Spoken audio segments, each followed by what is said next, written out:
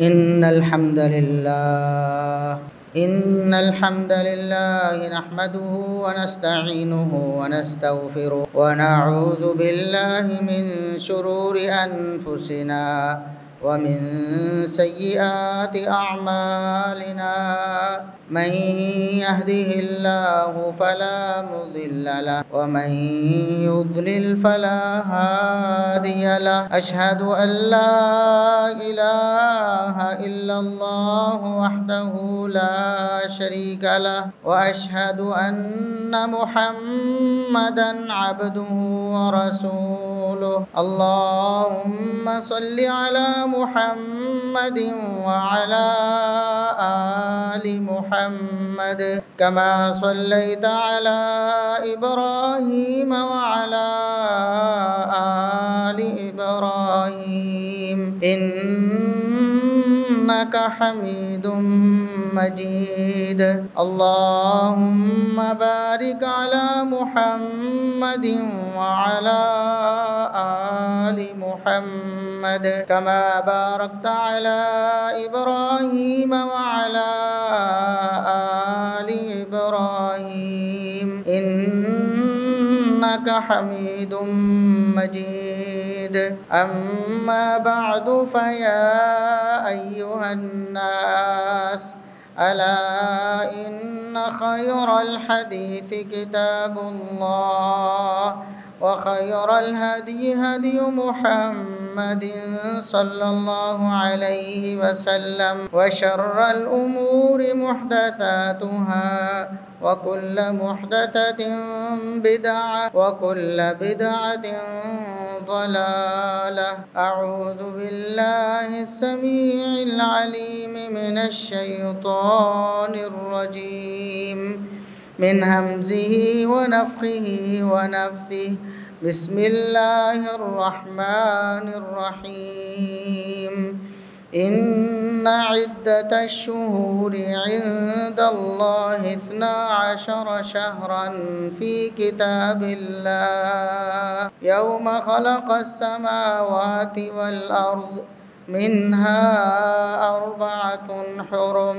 انتہائی قابل احترام سامعین و سامعات، ہر قسم کی حمد و ثنا، تعریف و تمجید، کبریائی بڑائی، رفعت و عظمت اللہ رب العزت کے لیے جو پوری کائنات کا خالق و مالک ہے۔ بے شمار، لا تعداد، بے حد و حساب درود و سلام پیغمبر آخر الزماں، محسن انسانیت، محسن کائنات جناب محمد الرسول اللہ صلی اللہ علیہ وسلم کی ذات اقدس پر۔ آج 1 محرم 1447 ہجری 27 جون 2025 محرم الحرام کا مہینہ ان 4 عظمت والے اور حرمت والے مہینوں میں سے ایک ہے جن کی حرمت کا ذکر اللہ رب العزت نے قرآن پاک میں فرمایا۔ اللہ رب العزت نے فرمایا کہ جب سے زمین و آسمان کا نظام قائم دائم ہے، اللہ رب العزت نے زمانے کو تقسیم کیا اور سال کو 12 مہینوں میں تقسیم کیا، یعنی سال میں 12 مہینے بنائے، 12 اسلامی مہینے، جن میں سے 4 حرمت والے ہیں۔ اور یہ حرمت ان کو کب سے ملی؟ یہ یوم خلق السماوات والارض، جب سے اللہ رب العزت نے زمین و آسمان کو پیدا کیا ہے تب سے یہ 4 مہینے حرمت والے ہیں۔ اور ان 4 مہینوں میں سے بھی سب سے زیادہ حرمت والا وہ ذوالحجہ کا مہینہ ہے جو پیچھے ابھی گزرا ہے، ذوالحجہ کا مہینہ جس میں ہم نے عید الاضحیٰ منائی ہے۔ وہ مہینہ ان 4 میں سے سب سے زیادہ حرمت والا اور عزت والا مہینہ ہے۔ افسوس اس بات کا ہے کہ آج مسلمانوں نے اسلامی تعلیمات کو بھلا کر من پسند کی یا سنی سنائی باتوں کو دین بنا لیا ہے۔ ہمارے ہاں اگر آپ ملکی لیول پہ دیکھیں، نیشنل لیول پہ، حالانکہ ہمارا ملک اسلام کے نام پہ بنا ہے، کلمے کے نام پہ بنا ہے، اس کا آئین کتاب و سنت کے موافق بنانے کی بات کی گئی تھی، بلکہ آئین میں یہ لکھا ہے کہ جو اصول اور ضابطہ اور قانون کتاب و سنت کے خلاف ہوگا وہ مردود ہو جائے گا، وہ ناقابل عمل ہو جائے گا۔ ایسے اسلامی ملک میں بھی مسلمانوں میں سے بہت زیادہ تعداد نے دین کتاب و سنت کو نہیں بنایا، بلکہ اپنی من چاہی تعویلات، تعبیرات یا پھر اپنے گمانات اور اپنے خیالات کو دین بنا لیا۔ اللہ رب العزت نے قرآن میں فرمایا کہ 4 مہینے حرمت والے ہیں، اور عملی طور پر آج اگر ہم دیکھیں ہمارے ملک میں صرف 10 دن حرمت والے آتے ہیں۔ آپ دیکھتے ہیں کہ میڈیا پہ بھی وہ 10 دن بتائے جاتے ہیں کہ یہ احترام والے 10 دن ہیں، حالانکہ اللہ رب العزت نے قرآن میں فرمایا کہ احترام والے 120 دن ہیں تقریباً، یعنی 4 مہینے ہیں، اگر 30 کے ہوں تو 120 دن بنیں گے، اگر کوئی 29 کا ہے کوئی 30 کا ہے تو 117 18 19، تو تقریباً 120 دن ہیں حرمت والے۔ جبکہ ہمیں یہ سمجھایا گیا یا ہمیں بتایا گیا، ہمیں یہ باور کرایا گیا، عملی طور پر یہ مظاہرہ کیا گیا کہ 10 دن حرمت والے۔ آپ دیکھتے ہیں جی گانے نہیں چلانے جی ان 10 دنوں میں، بھی گانے تو ویسے کسی بھی دن نہیں چلانے، اور اگر احترام کرنا ہے تو وہ تو قرآن نے کہا 120 دن احترام والے ہیں، آپ نے ان میں سے 110 دن مائنس کر کے صرف 10 دن رکھ لیے، اور ان 10 دنوں کی بھی حرمت اپنی طرف سے بنائی ہے، وہ نہیں جو اللہ اور اس کے رسول صلی اللہ علیہ وسلم نے بتائی۔ اللہ اور اس کے رسول صلی اللہ علیہ وسلم نے پورے 4 مہینوں کو حرمت والے قرار دیا ہے۔ صحیح بخاری کی حدیث ہے، حجۃ الوداع کے موقع پر رسول اکرم صلی اللہ علیہ وسلم نے بہت بڑا مجمع تھا، ان کو خطاب فرمایا ان الزمان قد استدار کہیئتہ یوم خلق السماوات والارض۔ اللہ رب العزت نے آسمان و زمین کو جب پیدا کیا تھا تو سال کو مہینوں میں تقسیم کیا تھا، ان مہینوں کی ایک ترتیب لگائی تھی، کفار اس ترتیب کو ہر سال اپنی منشا کے مطابق بدلتے رہتے تھے، 4 مہینے وہ بھی حرمت والے مانتے تھے۔ افسوس تو یہ ہے آج ہم کلمہ پڑھنے والے محمد الرسول اللہ صلی اللہ علیہ وسلم کا ہم 10 دن حرمت والے مناتے ہیں، جبکہ کفار مکہ بھی 4 مہینے حرمت والے مانتے تھے، لیکن کوتاہی یہ کرتے تھے کہ ان 4 مہینوں کی ترتیب بدل لیتے تھے اپنی منشا کے مطابق۔ اللہ رب العزت نے اس کو بھی کفر میں بڑھاوا قرار دیا کہ یہ جو کرتے ہیں نا، احترام تو کرتے ہیں لیکن عدل بدل کر لیتے ہیں ان مہینوں کی ترتیب میں، یہ بھی کفر میں بڑھاوا ہے۔ اور مسلمانوں پہ افسوس ہے کہ انہوں نے 110 دن بھلا ہی دیے ہیں، ان کا تصور ہی ختم کر دیا ہے کہ وہ بھی حرمت والے ہیں۔ تو 120 دن حرمت والے تھے، اور رسول اللہ صلی اللہ علیہ وسلم نے فرمایا کہ اللہ رب العزت نے اس ترتیب کو پھر اس حجۃ الوداع والے سال میں واپس اپنی اصلی حالت میں کر دیا ہے۔ اب بالکل مہینوں کی ترتیب خود بخود وہ ہو گئی ہے جو اللہ رب العزت نے پیدا کی تھی، جس طرح بنائی تھی۔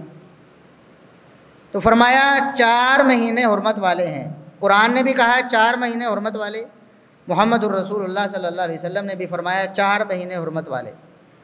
ثلاث متوالیات، ان میں سے 3 مہینے مسلسل آتے ہیں، ذوالقعدہ، ذوالحجہ اور محرم، 2 مہینے گزر چکے ہیں۔ محمد الرسول اللہ صلی اللہ علیہ وسلم نے فرمایا 4 مہینے حرمت والے ہیں، ان میں سے 3 مسلسل ہیں۔ اور حدیث کے الفاظ ہیں، محمد الرسول اللہ صلی اللہ علیہ وسلم فرماتے ہیں وہ 3 مہینے مسلسل کون سے ہیں؟ ذوالقعدہ و ذوالحجہ والمحرم۔ پہلا ذوالقعدہ ہے، پھر ذوالحجہ ہے، پھر محرم، اور ہم نے پہلے 2 مہینے بھی مائنس کر دیے اور محرم کے 10 دن پہلے رکھ لیے، اور پھر آخری پونے 2 مہینے بھی مائنس کر دیے۔ آپ صلی اللہ علیہ وسلم نے فرمایا کہ ان 4 مہینوں کا احترام، قرآن نے بھی کہا فَلَا تَظْلِمُوا فِيهِنَّ أَنفُسَكُمْ، ان میں گناہوں کے قریب بھی نہ جاؤ۔ عام دنوں میں بھی گناہ حرام ہیں، لیکن ان 4 مہینوں میں جو حرمت والے مہینے ہیں ان میں گناہ اور بڑا جرم بن جاتا ہے، اور اس کی سنگینی بڑھ جاتی ہے، اللہ رب العزت کو اور زیادہ ناراض کرنے کا سبب بن جاتا ہے۔ تو 4 مہینے حرمت والے تھے، جن میں سے ایک محرم کا مہینہ بھی ہے۔ تو عملاً مسلمانوں نے کیا کیا؟ 10 دن رکھے، وہ بھی محرم کے پہلے 10 دن، اور ان کی حرمت بھی اپنی طرف سے بنا لی۔ ہم جو کہتے ہیں کہ محرم حرمت والے 4 مہینے ہیں جن میں محرم بھی شامل ہے، وہ حرمت اللہ رب العزت نے آسمان و زمین جب سے بنائے ہیں تب سے دی ہے، اس کا کسی شخصیت کے ساتھ، کسی علاقے کے ساتھ، کسی وقت اور زمانے کے ساتھ کوئی تعلق نہیں، وہ اللہ رب العزت نے حرمت عطا فرمائی۔ اگر محرم کی حرمت کو کسی خاص ہستی کے ساتھ منسلک کیا جائے تو ذوالقعدہ اور ذوالحجہ کی حرمت کہاں جائے گی؟ اور پھر رجب کی حرمت، اس کا تعلق کس سے بنائیں گے؟ اور اسلام کا یہ مزاج نہیں ہے اسلام نے کسی ہستی کے ساتھ، کسی شخصیت کے ساتھ، اس کی تاریخ ولادت اور وفات کے ساتھ دین کو منسلک نہیں کیا ہے۔ اگر ایسا ہوتا تو محمد الرسول اللہ صلی اللہ علیہ وسلم کی ہستی، آپ کی شخصیت سب سے اعلیٰ اور بالا ہے۔ مخلوقات میں سے سب سے افضل ہستی محمد الرسول اللہ صلی اللہ علیہ وسلم کی۔ آپ صلی اللہ علیہ وسلم کی نہ پیدائش کے ساتھ دین کا کوئی امر اللہ نے منسلک کیا، نہ آپ کی وفات کے ساتھ۔ ہمارے بعض دوست آپ صلی اللہ علیہ وسلم کی پیدائش 12 ربیع الاول قرار دے کر اس میں عید مناتے ہیں، حالانکہ اس عید کا کوئی تصور نہیں۔ اگر اس عید کا تصور ہوتا اور یہ واقعی عید ہوتی تو جس طرح عید الفطر اور عید الاضحیٰ میں کبھی مسلمانوں کا اختلاف نہیں ہوتا کہ کس تاریخ کو آنی ہے، سارے مسلمان بیک زبان کہتے پوری دنیا کے کہ عید الاضحیٰ جو ہے وہ 10 ذوالحجہ کو ہوتی ہے اور عید الفطر 1 شوال کو ہوتی ہے۔ چاند کے رویت کے حوالے سے عید منانے کا دن ایک آگے پیچھے ہو سکتا ہے، اور وہ شریعت نے خود بتایا ہے کہ چاند دیکھ کر آپ اپنی عید کا فیصلہ کریں، عید منائیں، روزہ رکھیں۔ لیکن عید کی تاریخ کے بارے میں کبھی کسی مسلمان کا کوئی اختلاف نہیں ہوا۔ کیوں؟ اس لیے کہ دین کا شعار ہے، دین کا امر ہے، پہلے دن سے لے کر آج 1400 سال تک اسی طرح منائی جا رہی ہے۔ اور اگر کسی اور عید کا بھی تصور ہوتا تو وہ بھی اسی طرح متواتر ہوتی، اس میں مسلمانوں کا قطعاً کوئی اختلاف نہ ہوتا کہ تاریخ کا ہی پتہ نہیں۔ جبکہ رسول اللہ صلی اللہ علیہ وسلم کی تاریخ پیدائش کے بارے میں بھی بہت زیادہ اختلاف ہے۔ 9 ربیع الاول، 12 ربیع الاول، 10 محرم بھی بعض علماء نے نقل کی ہے رسول اللہ صلی اللہ علیہ وسلم کی تاریخ پیدائش کے حوالے سے۔ تو اس لیے رسول اللہ صلی اللہ علیہ وسلم کی بھی تاریخ پیدائش یا وفات کو کبھی دین کے امر کے ساتھ اللہ نے منسلک نہیں فرمایا۔ تو آپ صلی اللہ علیہ وسلم کے علاوہ کون سی ہستی ایسی ہو سکتی ہے کہ دین کا امر، کوئی خوشی یا غمی یا کوئی عبادت جس کی پیدائش یا وفات سے منسلک ہو جائے؟ کون ہو سکتا ہے؟ اور ہمارے ہاں یہ تصور ہے کہ محرم کے پہلے 10 دن حرمت والے ہیں، اور ان کی حرمت کا سبب سیدنا حسین رضی اللہ عنہ جو نواسہ رسول ہیں ان کی شہادت ہے۔ یہ بات بالکل درست ہے کہ سیدنا حسین رضی اللہ تعالی عنہ وہ محرم الحرام کے مہینے میں شہید کیے گئے اور ظلماً شہید کیے گئے۔ ان کی شہادت المناک اور دردناک ہے، لیکن ان کی شہادت کا محرم کی حرمت کے ساتھ کوئی تعلق نہیں، کیونکہ محرم کی حرمت قرآن کہتا ہے اس وقت سے ہے جب سے زمین و آسمان پیدا ہوئے۔ اس وقت سیدنا حسین رضی اللہ عنہ پیدا بھی نہیں ہوئے تھے اور شہید بھی نہیں ہوئے تھے۔ رسول اللہ صلی اللہ علیہ وسلم کی حیات مبارکہ میں محرم الحرام کا مہینہ بارہا آتا رہا، لیکن آپ صلی اللہ علیہ وسلم نے کبھی نہیں فرمایا کہ یہ میرے نواسے کی شہادت کا مہینہ ہے اس لیے اس کو ایسے منانا ہے۔ حالانکہ جس طرح رسول اللہ صلی اللہ علیہ وسلم کو دیگر آپ کے ساتھیوں کی شہادت کی خبر پہلے دے دی گئی، جس طرح سیدنا عمر رضی اللہ عنہ کی شہادت کی خبر بذریعہ وحی اللہ کے رسول صلی اللہ علیہ وسلم کو دی گئی، اور آپ نے اپنی امت کو بتایا کہ میرے عمر کو شہید کر دیا جانا ہے۔ سیدنا عثمان رضی اللہ عنہ کی شہادت کی خبر بذریعہ وحی رسول اللہ صلی اللہ علیہ وسلم کو دی گئی، اور آپ صلی اللہ علیہ وسلم نے اپنی حیات مبارکہ میں ان کی شہادت سے بہت عرصہ پہلے، دہائیاں پہلے بتا دیا تھا کہ میرے عثمان کو شہید کر دیا جائے۔ سیدنا علی رضی اللہ عنہ کی شہادت کی خبر رسول اللہ صلی اللہ علیہ وسلم کو بذریعہ وحی دی گئی، اور آپ صلی اللہ علیہ وسلم نے دہائیاں پہلے اپنی حیات مبارکہ میں امت کو بتایا میرے علی کو شہید کر دیا جائے۔ کئی اور صحابہ کی شہادت کی خبر جو آپ صلی اللہ علیہ وسلم کی حیات مبارکہ کے بہت بار شہید ہوئے رسول اللہ صلی اللہ علیہ وسلم نے دی۔ اسی طرح سیدنا حسین رضی اللہ عنہ کی شہادت کی خبر بھی بذریعہ وحی رسول اکرم صلی اللہ علیہ وسلم کو دی گئی تھی، اور آپ صلی اللہ علیہ وسلم نے امت کو بتایا کہ میرے نواسے کو شہید کر دیا جانا ہے۔ اس علم کے باوجود رسول اللہ صلی اللہ علیہ وسلم نے کبھی محرم الحرام کو کوئی سوگ یا ماتم یا غم کا مہینہ قرار نہیں دیا، بلکہ محرم الحرام کو اسی طرح گزارتے رہے جس طرح پہلے گزارتے تھے، اور اس کے احکامات انشاءاللہ آئندہ خطبات میں بھی بیان ہوتے رہیں گے کہ محرم الحرام کو کیسے گزارنا ہے، 10 محرم کی کیا فضیلت ہے، اور 10 محرم کو کیا ہوا تھا، تاریخ کیا ہے، اور شریعت کا امر اس حوالے سے کیا ہے وہ بھی انشاءاللہ آئندہ خطبے میں بتایا جائے گا۔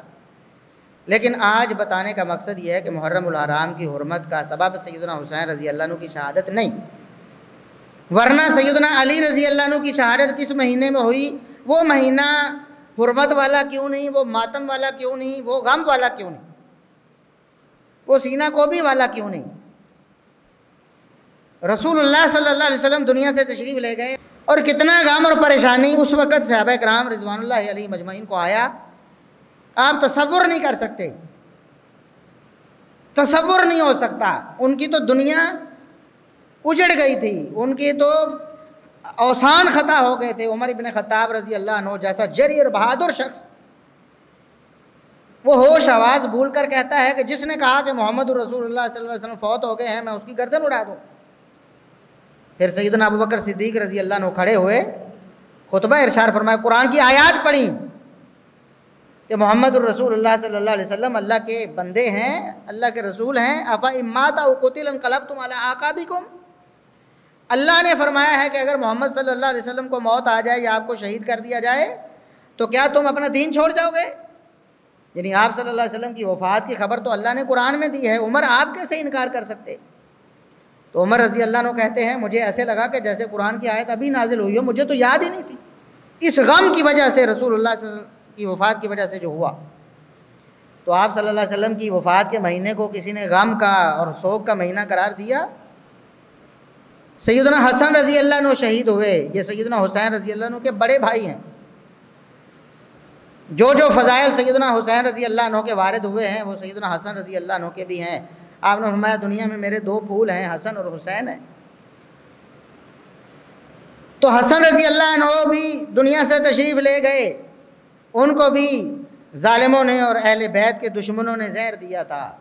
ان کا تذکرہ بھی انشاءاللہ آئندہ ہوتا رہے گا کہ وہ کون لوگ تھے جن کی نشاندہی خود اہل بیت کرتے رہے۔ آج لوگوں نے جھوٹ موٹ بنا کر نعوذ باللہ صحابہ کرام رضوان اللہ علیہ مجمعین کی ہستیوں پر جھوٹی تہمتیں لگائی ہیں، اصل حقیقت بھی آپ کو بتائی جائے گی۔ ابھی بتانے کا مقصد یہ ہے کہ اتنی ہستیاں، حمزہ رسول اللہ صلی اللہ علیہ وسلم کے چچا شہید ہوئے، حمزہ بن عبد المطلب۔ رسول اللہ صلی اللہ علیہ وسلم کو بڑا غم ہے، لیکن آپ صلی اللہ علیہ وسلم نے اس مہینے کو کبھی بھی غم اور سوگ کا مہینہ قرار نہیں دیا۔ حتیٰ کہ محمد الرسول اللہ صلی اللہ علیہ وسلم کے اپنے بیٹے ابراہیم فوت ہو گئے، رسول اللہ صلی اللہ علیہ وسلم کے بیٹے فوت ہو گئے ابراہیم۔ اتفاق سے اس دن سورج گرہن لگا ہوا تھا، سورج گرہن لگا ہوا تھا۔ لوگوں نے باتیں شروع کر دیں، اپنے خیالات کا اظہار شروع کر دیا کہ اللہ کے رسول کے بیٹے ابراہیم فوت ہوئے ہیں، لہٰذا سورج بھی گرہن زدہ ہو گیا ہے، سورج بھی روشنی سے محروم ہو گیا ہے ابراہیم ابن رسول اللہ صلی اللہ علیہ وسلم کی وفات کی وجہ سے۔ تو رسول اکرم صلی اللہ علیہ وسلم نے اسی وقت امت کے عقیدے کی اصلاح فرمائی۔ صحیح بخاری کی حدیث ہے، فرمایا لوگو ان الشمس والقمر آیتان من آیات اللہ، سورج و چاند اللہ کی دو نشانیاں ہیں، لا ینکسفان لموت احد ولا لحیاتہ، کسی کے مرنے جینے کے ساتھ ان کا کوئی تعلق نہیں، ان کی گردش اللہ کے حکم سے ہے، کوئی مرے کوئی جیے، کوئی پیدا ہو کوئی زندہ رہے، کوئی فوت ہو جائے، کوئی شہید ہو جائے، حتیٰ کہ میرا بیٹا ابراہیم فوت ہو جائے، اس کا بھی سورج کی اور چاند کی گردش سے کوئی تعلق نہیں، یہ اللہ کی نشانیاں اللہ کے حکم سے چل دی۔ تو رسول اللہ صلی اللہ علیہ وسلم نے امت کو بتایا ہے کہ کسی شخصیت کی حیات یا وفات اس کا کوئی تعلق نہ اللہ رب العزت کے قدرت کے قوانین سے ہے، سورج چاند اور دن رات کے آنے جانے سے، اور نہ اس کا تعلق شریعت کے کسی حکم سے ہے کہ شریعت کا کوئی حکم اس وجہ سے آئے کہ کوئی فوت ہوا ہے یا کوئی زندہ رہا ہے یا کوئی پیدا ہوا ہے، کہ کوئی عید آ جائے یا کوئی سوگ اور غم آ جائے، ایسا کوئی نہیں، تصور ہی نہیں اسلام میں۔ تو محرم الحرام کا مہینہ اس وجہ سے حرمت کا مہینہ ہے کہ اللہ رب العزت نے اس کو حرمت والا مہینہ قرار دیا ہے، اور صرف اس کے 10 دنوں کو نہیں بلکہ پورے مہینے کو، اور صرف اس پورے مہینے کو نہیں بلکہ 4 مہینوں کو، پورے سال میں 4 مہینے حرمت والے ہیں جن کو اللہ رب العزت نے اور رسول اللہ صلی اللہ علیہ وسلم نے حرمت والے قرار دیا ہے۔ ہمیں اپنے عقائد و اعمال کی اصلاح کرنی چاہیے، کتاب و سنت کے موافق جو عقیدہ اور نظریہ ہوگا وہ مقبول ہوگا اور اللہ کے ہاں ثواب کا باعث ہوگا، اور جو کتاب و سنت سے متصادم ہوگا، اپنا بنایا ہوا ہوگا، اس پہ ثواب نہیں بلکہ اللہ رب العزت کا عقاب نازل ہوگا، اللہ کا عذاب ہو سکتا ہے۔ تو محرم الحرام کا مہینہ شروع ہو چکا ہے۔ محرم الحرام میں بہت سے لوگ ایسے ہیں جو صحابہ کرام رضوان اللہ علیہم اجمعین کی عظیم ہستیوں، ان کو دشنام دیتے ہیں، ان کو گالیاں دیتے ہیں، ان کو بدنام کرتے ہیں، جھوٹ بولتے ہیں، اپنی آخرت برباد کرتے ہیں۔ رسول اللہ صلی اللہ علیہ وسلم کے صحابہ تو وہ ہیں جن کو اللہ رب العزت نے قرآن میں رضی اللہ عنہم ورضوا عنہم کہا ہے، جن کو قرآن نے اولئک هم المفلحون، یہی کامیاب ہیں، اولئک هم المؤمنون حقا، حقیقی مومن یہی ہیں، اولئک هم الراشدون، حقیقی طور پر اگر راہ راست پہ کوئی گروہ ہے تو یہ صحابہ کا گروہ ہے، بلکہ ان کو ایمان کا معیار قرار دیا اللہ رب العزت نے۔ فرمایا فَإِنْ آمَنُوا بِمِثْلِ مَا آمَنْتُمْ بِهِ فَقَدِ اهْتَدَوْا، اگر صحابہ کی طرح ایمان لائے یہ لوگ تو ان کا ایمان اللہ کے ہاں قابل قبول ہوگا، پھر یہ ہدایت پر ہوں۔ وَإِنْ تَوَلَّوْا فَإِنَّمَا هُمْ فِي شِقَاقٍ، اگر انہوں نے صحابہ کا راستہ چھوڑ کر کسی اور طریقے سے ایمان کا دعویٰ کیا، اللہ فرماتا ہے یہ گمراہ ہے، بے ایمان ہے، کافر ہے، مسلمان نہیں ہو سکتے، مومن نہیں ہو سکتے جب تک صحابہ کے طریقے پر ایمان نہ لائے۔ اس لیے صحابہ کرام رضوان اللہ علیہم اجمعین بڑی عظیم اور برتر ہستیاں ہیں، ہم ان کی بھی کسی شہادت یا کسی پیدائش کو دین کے کسی امر سے منسلک نہیں کرتے۔ سیدنا عمر فاروق رضی اللہ عنہ کی شہادت کے حوالے سے چند اقوال ہیں، جن میں سے ایک یکم محرم کا قول بھی ہے کہ سیدنا عمر رضی اللہ عنہ کی شہادت یکم محرم کو ہوئی۔ کچھ علماء کا خیال ہے کہ چند دن پہلے ہوئی، 3 دن یا 4 دن پہلے، کچھ کا خیال ہے یکم محرم۔ تو بہرحال جو بھی آپ رضی اللہ عنہ کی شہادت کی تاریخ ہو، ہم نے سیدنا عمر رضی اللہ عنہ کی شہادت کے ساتھ بھی کسی دینی امر کو منسلک نہیں کیا، حالانکہ رسول اللہ صلی اللہ علیہ وسلم نے سیدنا عمر رضی اللہ عنہ کی شہادت کو اسلام کا بہت بڑا نقصان قرار دیا۔ فرمایا ایک دروازہ ہوگا جو فتنوں کے آگے کھڑا ہوگا، بند ہوگا، فتنوں کو اس نے روکا ہوگا، اس دروازے کو توڑ دیا جائے گا۔ فرمایا توڑ دیا جائے گا، کھولا نہیں جائے گا، توڑ دیا جائے گا۔ اشارہ تھا عمر فاروق رضی اللہ عنہ کی شہادت سے کہ عمر فاروق رضی اللہ عنہ فوت نہیں ہوں گے، تبھی موت فوت نہیں ہوں گے بلکہ شہید کر دیا جائے گا۔ فرمایا ایک دروازہ ہے اسلام کا مضبوط دروازہ، ایمان کا مضبوط دروازہ، جس کو توڑ دیا جائے۔ اس کے باوجود یکم محرم کو ہم نہ سوگ نہ ماتم، کسی قسم کا کچھ بھی دین کے کوئی امر اس سے منسلک نہیں کرتے، حالانکہ رسول اللہ صلی اللہ علیہ وسلم کے سب سے معتمد ترین ساتھیوں میں سے دوسرے نمبر پر سب سے پہلے ابو بکر صدیق رضی اللہ عنہ، جن سے آپ صلی اللہ علیہ وسلم نے بول کر 2 ٹوک الفاظ میں محبت کا اظہار بھی فرمایا کہ مجھے سب سے زیادہ مردوں میں سے محبت ابو بکر صدیق رضی اللہ عنہ سے۔ پھر فرمایا اس کے بعد پوچھا گیا پھر کون، فرمایا پھر عمر بن خطاب رضی اللہ عنہ۔ تو عمر بن خطاب رضی اللہ عنہ دوسرے نمبر پر ساری امت میں سے افضل اور اعلیٰ ہیں، بلکہ سیدنا علی رضی اللہ عنہ کے مقتدا و پیشوا ہیں۔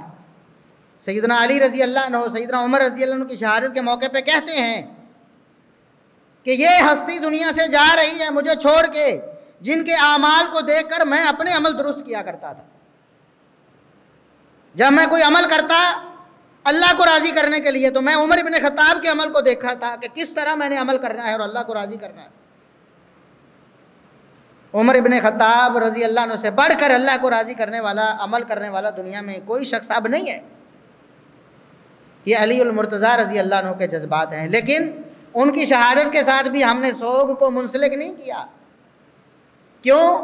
یہ اللہ کے رسول صلی اللہ علیہ وسلم کی تعلیم ہے کہ دنیا کی کسی بھی شخصیت کا دین کے کسی امر، کسی شریعت کے حکم کے ساتھ کوئی دخل نہیں ہے۔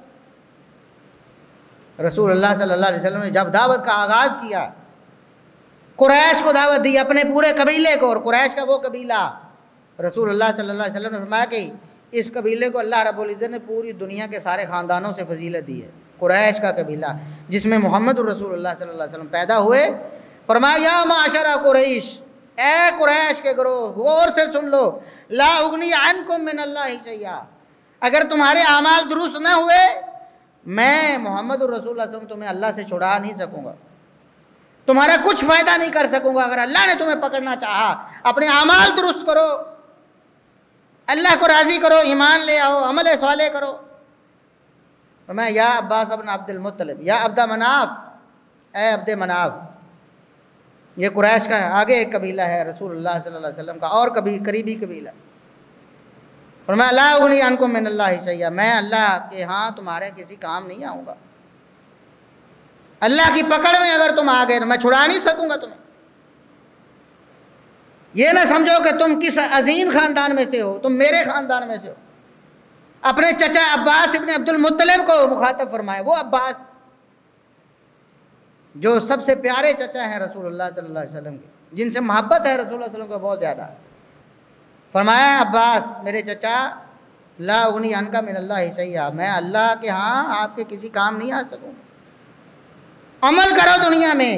یا صفیہ عمت رسول اللہ، اللہ کے رسول کی پھوپھی، میری پھوپھی صفیہ، لا اغنی عنک من اللہ شیئا، میں اللہ کے ہاں تمہارے کسی کام نہیں آ سکوں گا. میری نسبت، میری پھوپھی ہونا تمہیں نہیں بچا سکے گا. عمل کر کے جانا دنیا میں. بلکہ یا فاطمہ بنت محمد، اے میری بیٹی فاطمہ، سلینی، دنیا میں مال جو چاہیے مجھ سے مانگو، میں دنیا میں دے سکتا ہوں، لیکن میری نسبت تمہیں بھی قیامت کے دن کسی کام نہیں آئے گی اگر ایمان اور عمل صالح کے ساتھ نہ گئی تو. لا اغنی عنک من اللہ شیئا، اللہ سے میں تمہیں نہیں چھڑا سکوں گا اگر تمہارے اعمال اچھے نہ ہوئے، ایمان کے ساتھ نہ گئی تو. تو کسی ہستی کے ساتھ دین کو منسلک کرنا، اللہ کے رسول صلی اللہ علیہ وسلم نے اس کی جڑیں ہی ختم کر دی. دین کا کوئی امر، کوئی عبادت کسی ہستی کے ساتھ منسلک نہیں ہے، اس کی وفات یا اس کی پیدائش یا اس کی حیات کے ساتھ. یہ اللہ کے رسول صلی اللہ علیہ وسلم کی دو ٹوک تعلیم ہے. لہٰذا محرم الحرام کا مہینہ، قرآن نے بھی کہا کہ جب سے اللہ نے زمین و آسمان کو پیدا کی اس کی حرمت ہے، اور صرف 10 دنوں کی نہیں، پورے مہینے کی. اور حرمت کا مہینہ کیا مطلب کیا ہے حرمت کا؟ کہ گانے بند کر کے قوالیاں چلا دو ڈھول ڈھمکے کے ساتھ اللہ کا نام، یہ اور بڑا جرم ہے. یہ اور بڑا جرم ہے. ایک ہے گانا میوزک کے ساتھ، وہ بھی جرم ہے. گانا، اس کے برے جملے، وہ بھی جرم ہیں. ساتھ میں ڈھول ڈھمکا میوزک، یہ بھی جرم ہے. لیکن اگر آپ اس کو قرآن کے ساتھ منسلک کر دیں، نعوذ باللہ، بڑا جرم بن جائے. بڑا جرم. یہ ایسے ہی ہے جیسے مسجد میں آ کے کوئی بدکاری کرے. باہر بھی بدکاری جرم ہے، چوری باہر بھی جرم ہے، مسجد میں آ کے چوری یا ڈاکہ مارتا بڑا جرم بن جاتا. اس موسیقی کو اللہ اور اس کے رسول صلی اللہ علیہ وسلم کے نام کے ساتھ یا مقدس ہستیوں کے نام کے ساتھ جوڑیں گے، یہ بڑا جرم بن جائے گا. گانے سے بھی بڑا جرم. یہ کوئی ادب نہیں ہے. قوالی کی صورت میں ہمارے ہاں جو کیا جاتا ہے، گانے بجانے سے اپنے آپ کو بچائیں ہمیشہ کے لیے. اس لعنت سے چھٹکارا حاصل کر. یہ لعنت ہے، یہ دین کو بھی خراب کرتا ہے گانا بجانا، میوزک، موسیقی، اور آپ کی آخرت کو بھی برباد کرتا ہے. ختم کر دیں اس کو. محرم میں بھی اور محرم کے علاوہ بھی 4 مہینے حرمت والے. ان حرمت والے مہینوں میں نیکی کے کام کرنے ہیں ہم نے، گناہوں سے اپنے آپ کو بچانا، ہر قسم کے گناہ سے. اور یہاں تو بڑے بڑے گناہ جو عام حالات میں نہیں کیے جاتے وہ محرم میں لوگ کر رہے ہوتے ہیں. یعنی مقدس ہستیوں کے بارے میں زبان درازی، یہ تو بہت بڑا جرم. اس لیے اپنے آپ کو کتاب و سنت کے تابع کریں. ایسے بنیں دنیا میں کہ قیامت کے دن محمد الرسول اللہ صلی اللہ علیہ وسلم کے سامنے حوض کوثر پہ جائیں تو آپ کو جام پلائے جائیں، نہ کہ درمیان میں دیوار کھڑی کر دی جائے. ایسے لوگ ہوں گے قیامت کے دن آئیں گے، مسلمان ہوں گے، اپنے آپ کو مسلمان ہی کہتے ہوں گے، نمازیں پڑھتے ہوں گے، وضو کے اعضاء چمکتے ہوں گے وضو کرنے کی وجہ سے، نمازی ہوں گے. رسول اللہ صلی اللہ علیہ وسلم کے پاس آنے سے پہلے ان کو روک دیا جائے گا، دیوار کھڑی کر دی جائے. اللہ کے رسول دنیا میں بتا کے گئے، میں پوچھوں گا یا اللہ ان کو کیوں روک دیا گیا ہے؟ فرمایا اللہ فرمائے گا، اللہ بتائے گا مجھے قیامت کے دن، انک لا تدری ما احدثوا بعدک. اے نبی آپ کو نہیں پتا آپ کے دنیا سے جانے کے بعد انہوں نے آپ کے دین کو مسخ کر دیا تھا، دین اپنی مرضی کا بنا لیا تھا، کتاب و سنت کو چھوڑ کر اپنی خواہشات یا لوگوں کی باتوں کو دین بنا لیا تھا. اس لیے اپنے آپ کو محتاط کریں. اس مہینے میں حرمت والا مہینہ ہے، اس کو کتاب و سنت کے موافق گزاریں. اللہ رب العزت ہمیں عمل کی توفیق عطا فرمائے. سبحان ربک رب العزت عما یصفون وسلام علی المرسلین والحمد للہ رب العالمین.